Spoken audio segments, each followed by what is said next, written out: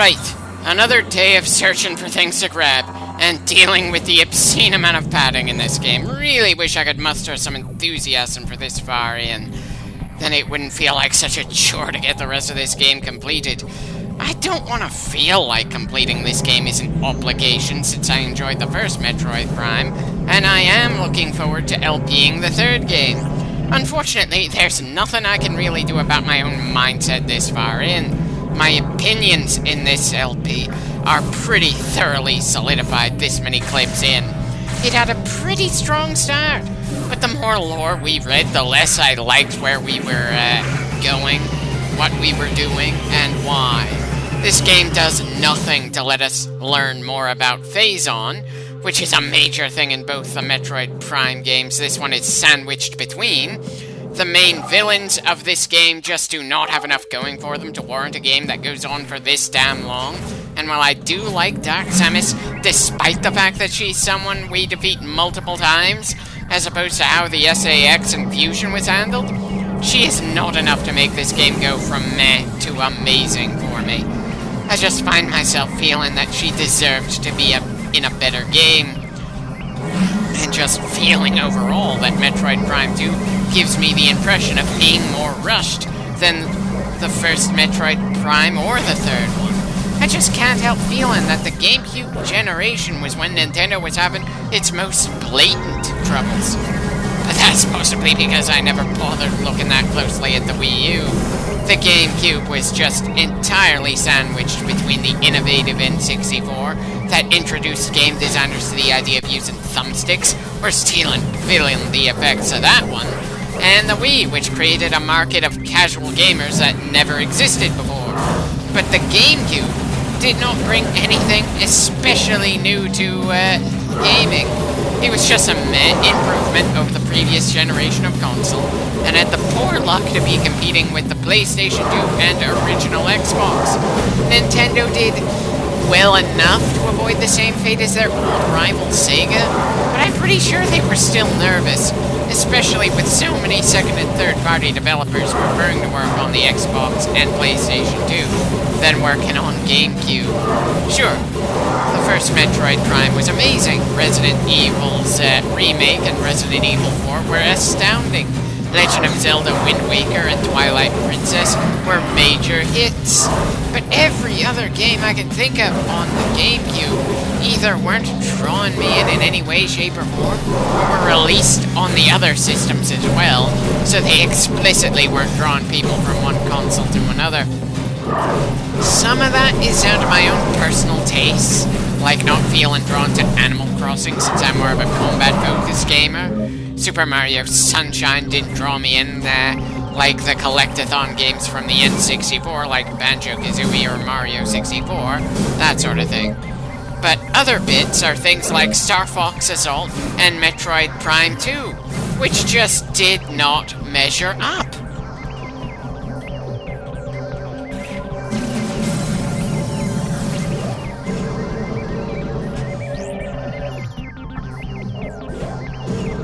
Okay, getting the cannon to let us go from one end to the other faster is kinda nice to know. Huh. I was expecting it to get us all the way to the other side, not for us to go part way to the other side, and then just fire to the same place we came from. Bloody hell, that's not even a shortcut. It doesn't seem to actually lead to anything. Though maybe that's just because I'm not looking especially closely this far into the game. My attention to detail is strained quite a bit after so many hours recorded and so many hours commented on.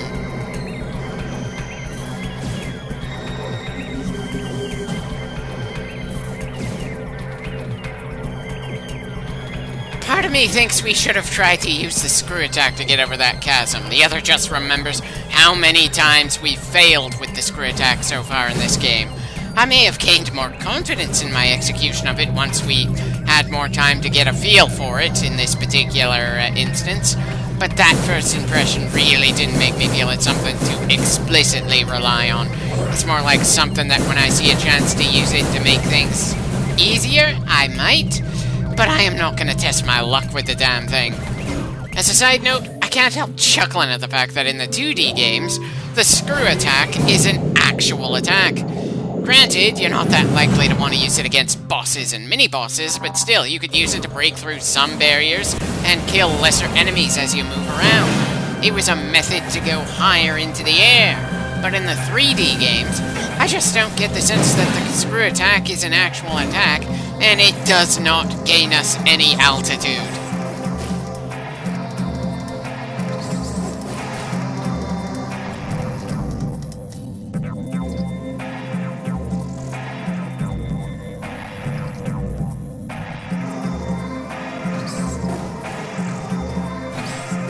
Well, that unexplored area behind the yellow door might be interesting. We'll see if it's actually worth me slowing down the footage for a while if I'm just being an idiot at the moment as I try. Either way, there's no risk of this clip going over the half-hour mark, so that's something.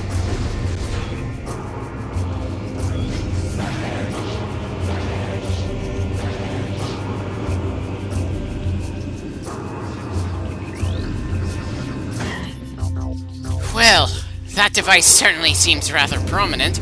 I suppose this clip is going to be more eventful than I first expected. It's not a very high bar to jump over, but still, nice to know. Now, where's the convenient portal so we could shift worlds and turn this thing on?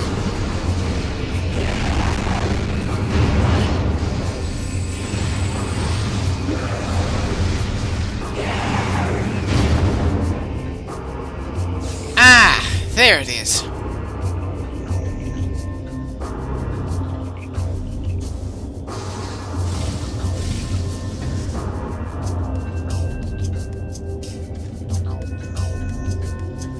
I suppose I may as well unlock the other yellow door for the sake of it before getting through the portal. It's not like we have an explicit timer telling us to hurry up. I'm just fatigued and think that things should be winding down faster than the game is actually letting things end. All because I am sick and tired of searching for keys, considering how much of this game was spent doing so.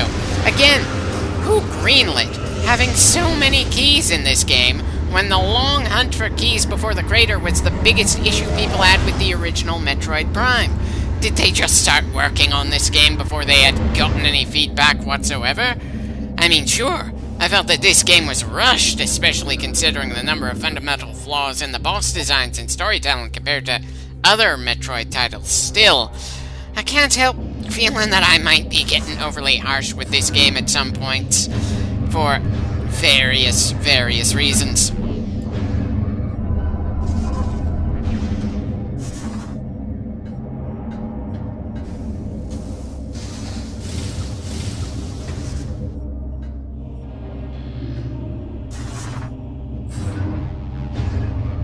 I'm pretty sure that getting the various parts of this thing to glow yellow is a good thing.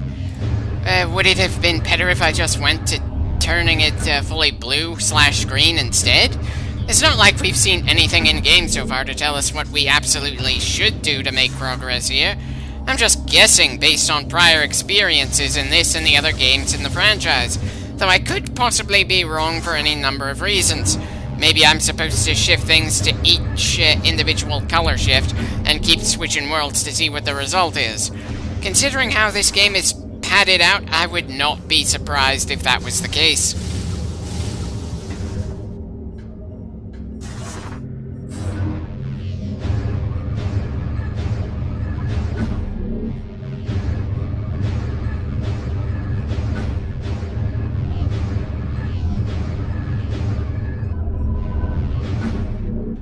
And that does it. All four are in yellow position. I'm not seeing the game dramatically calling anything to attention on this side of the portal, so I suppose there's no harm in going back to the light side of Aether. It's not like the game has been subtle about us unlocking things before now. If nothing else, I was expecting a quick jingle or something.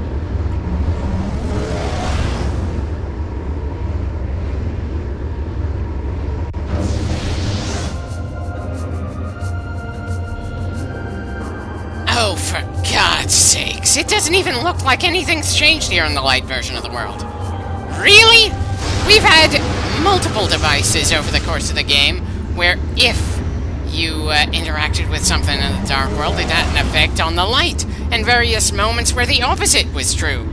What is even going on here? Bloody hell. The massive device just completely reset once we left the Dark World for some odd reason. So we have to get everything back into position again. Please don't tell me this is all just for a missile upgrade or something else relatively useless. I don't want to disturb my neighbors in my frustration. And I'm not too sure that speeding things up while working on commentary is going to make it any less frustrating for me if all this effort doesn't actually gain us anything of worth this far into the game. This is a very attention-grabbing structure, not something you could easily end up not noticing.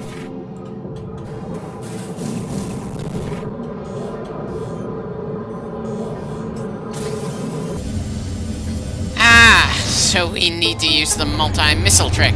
Kind of funny that I temporarily forgot we even have that, even though I used it against a few of the distinct enemies in the fortress. Is that my fault for being a complacent person who generally sticks with what I feel works regardless of the genre?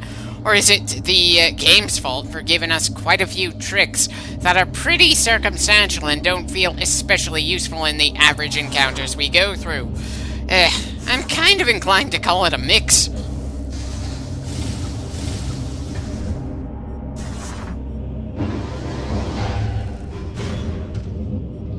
Okay, for some reason I was expecting the cannon to shoot me into the big structure we just opened up, not to one of the other platforms surrounding it.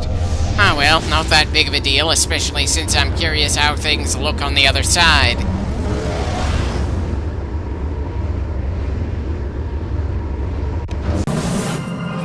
Okay, again, I don't get the sense that anything has changed in the light version of Aether, despite us definitely doing something in the dark version.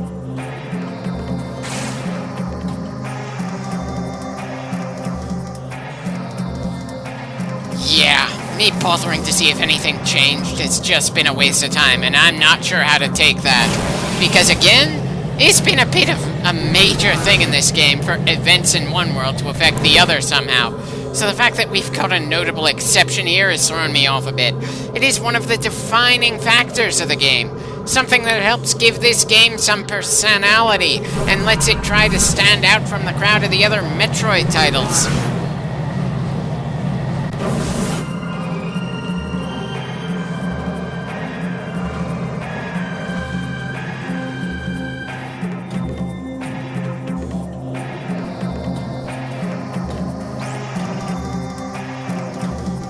Okay, so in the light side of the world, it's gonna give us another upgraded missile type that's linked to a specific beam that I'm probably never gonna use.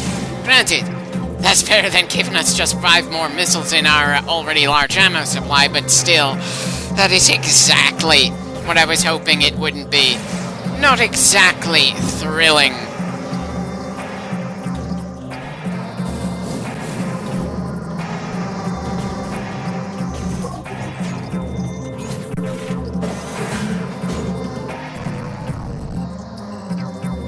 Right, so apparently Yumos wants to talk to us. I'm sure I'm gonna be completely uninterested in whatever he says, but I suppose there's no major harm in going there right now. Especially since I gave up on that structure for now instead of actually checking what was up there in the dark version of the world, where we did most of that apparently pointless work that probably reset again. I can't tell. Is my morale higher or lower than it was for a similar point in the first Metroid Prime? Though maybe that's an unfair thing to say, since it looks like this game is gonna have more clips for it than the previous Metroid Prime. Just thinking about that is making me ache just a little bit more. Ah well, nothing we can do but keep on pushing forward. There's no way this is actually gonna take forever to do. I don't have infinite space on my drives to save footage.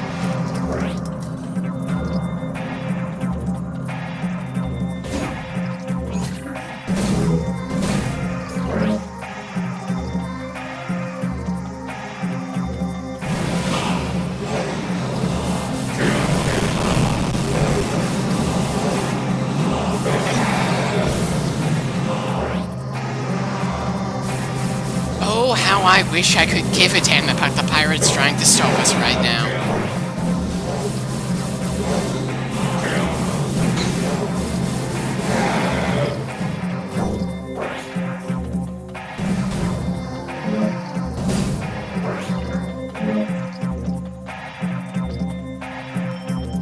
Right. That does it for everything before the elevator. Onwards to Umos and whatever exposition he has in store for us. I assume he's just gonna say what we already know. Find more keys to go to the final area of the game. Though who knows, he might have something extra on top of that, like more translation software or something.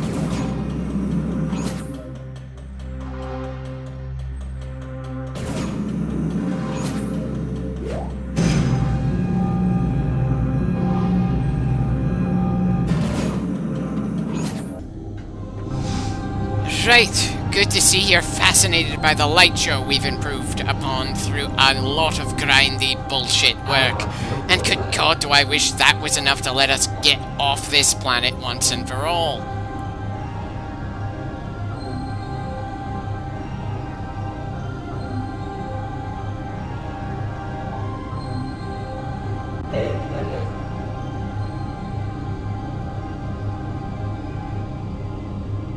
Right, of course he's the most powerful. I'm hoping I'm misremembering him being absolutely bullshit to have to deal with, but either way, I'm not looking forward to the battle against the Ing King.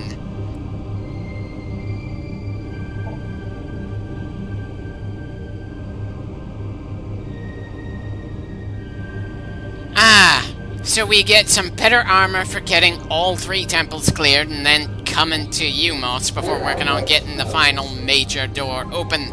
I suppose that's worth something.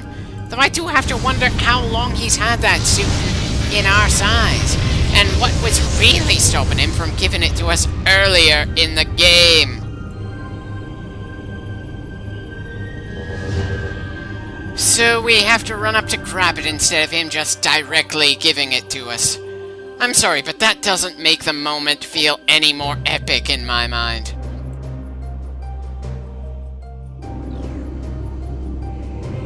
Wait, teleportation system? You mean to tell me that we don't have to actually run around nearly as much in order to get from one part of the planet to the other? Or am I misinterpreting here?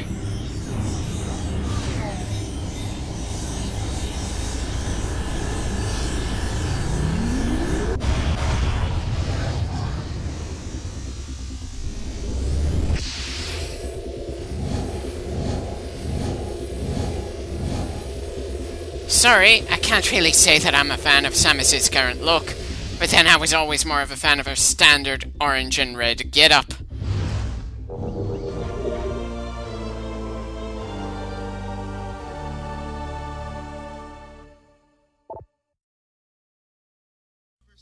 Right along beams of light, huh? I'm pretty sure something like that would have been quite useful a few clips ago.